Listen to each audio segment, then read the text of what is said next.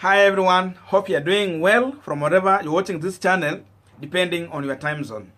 Now, today in the morning, CS EUGENE WAMALWA was on an interview with the Luya radio station. That means Mulembe FM, Stureh FM, Vuka FM, those ones.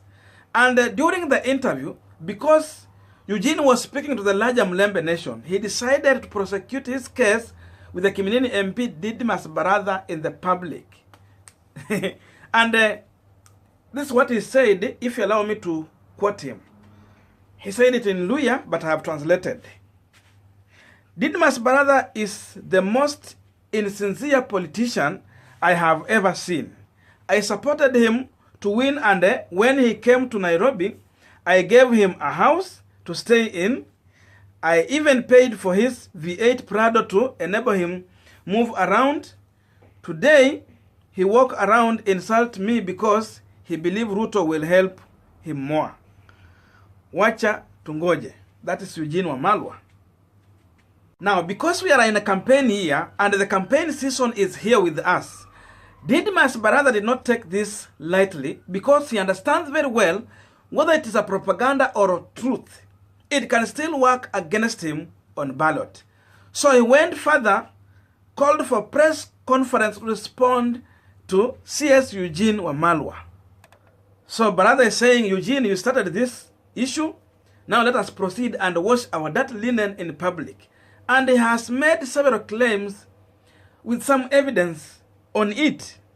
And number one, according to Didmus Barasa, he claimed that after the 2017 general election, President Uhuru Kenyatta and William Ruto did not consider EUGENE WAMALWA for any CS position.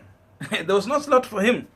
So EUGENE WAMALWA approached Didmus Barasa and he requested him to mobilize all the Luya elected leaders in Jubilee Party to protest against the decision of President Uhuru Kenyatta and William Ruto so that they can be considered for a CS position. So Didmus Barasa went ahead to give President Uhuru Kenyatta an ultimatum to either appoint CS EUGENE WAMALWA, or if not, he lead all the Luyas elected in Jubilee Party to NASA coalition.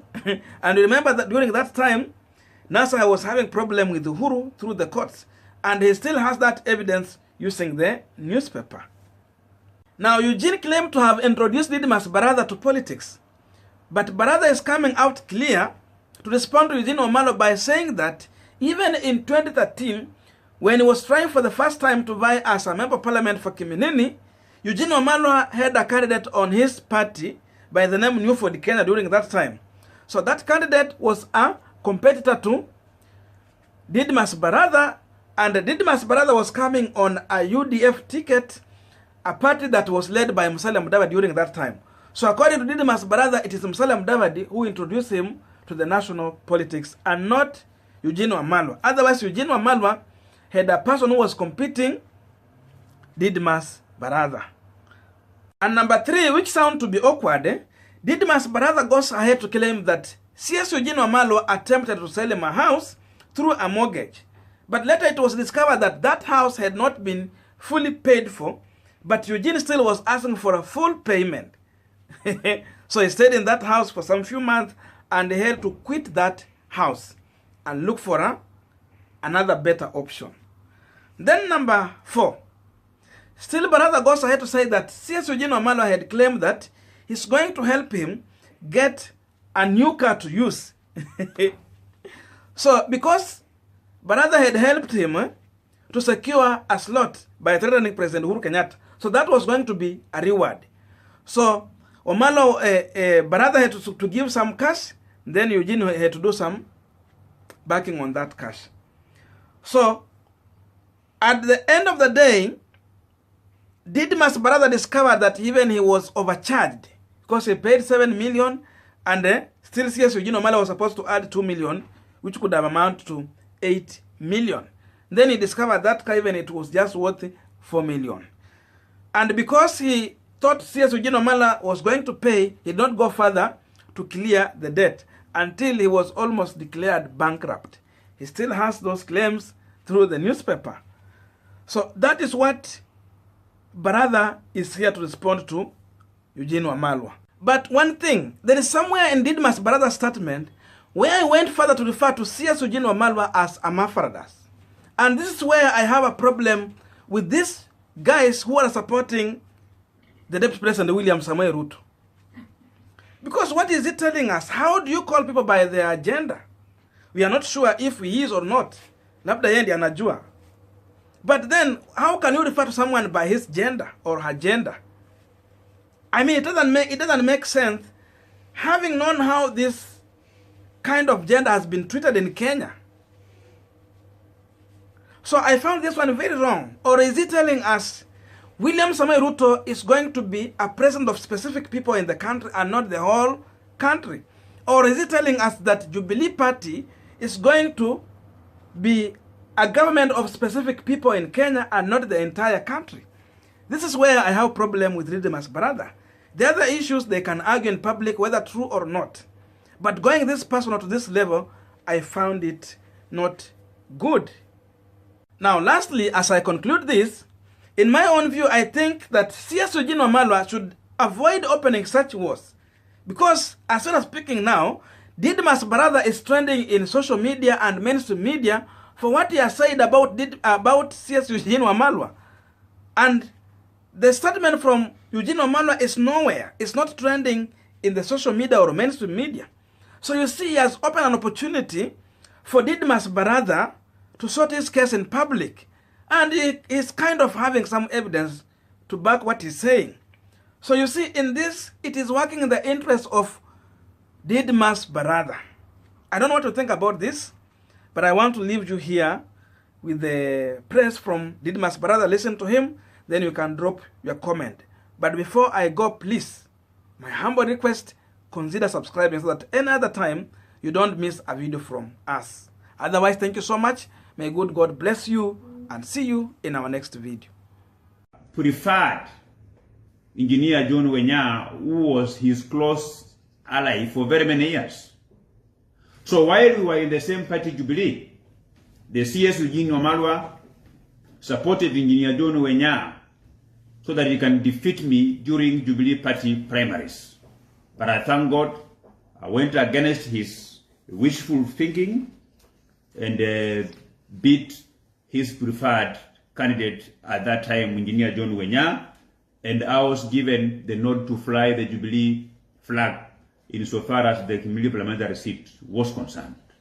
So this therefore tells you that at that time, at that point in time, he was not supporting me, he was supporting his friend, whom they were together in Newford, Kenya for very many years, Engineer John Wenya, whom I beat. He never stopped there. Engineer Wenya went in as an independent candidate, of which again, in the main elections, I beat him.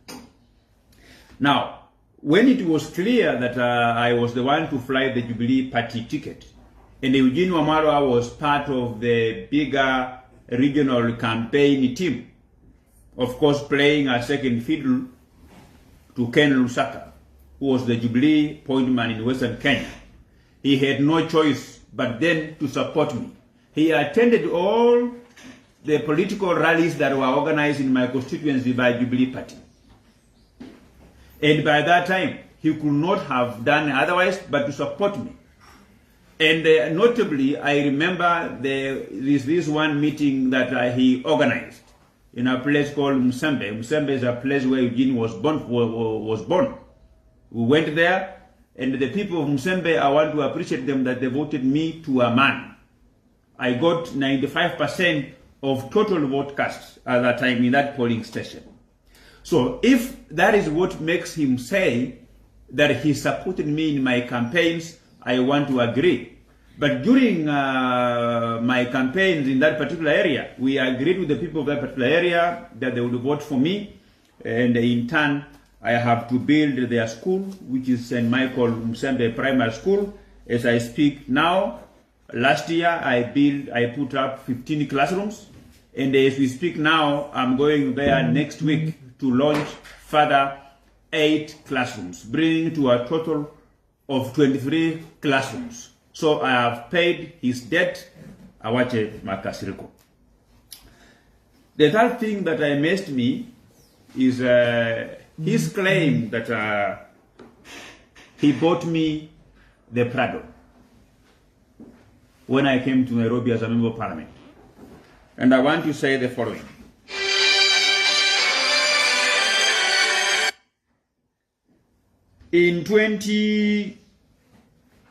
Immediately President Uhuru Kenyatta won his re-election in 2017. He named his partial cabinet. Eugene Wamalwa was left out of Uhuru Kenyatta's partial cabinet in 2018. All the media houses reported that Eugene Wamalwa had been sacked. Eugene Wamalwa called me in a restaurant in Westlands. I met with him. The CS was literally crying. Was crying because he has been left out of the cabinet. And the newspapers and every media house reported that Eugene Wamalwa had been sacked. And he told me that the president has told him that he was going to appoint him as an ambassador for Kenya in Uganda, stationed in Kampala. So the guy told me that, you are a member of parliament, of which I am, because his ancestral land is in Kiminini constituency. And he told me that if I can bring all Jubilee MPs from Western and threaten the president that we are going to decamp to NASA if he was not going to reappoint Eugene Wamalwa to his cabinet. I did exactly as we agreed. I tried to bring all the Jubilee MPs together for a press conference. The only member of parliament who turned up by that time was the Honorable Emmanuel Wangwe, member of parliament for Navaholo. And I was very categorical. I did say at that time, I remember that one was on January 10th, 2018.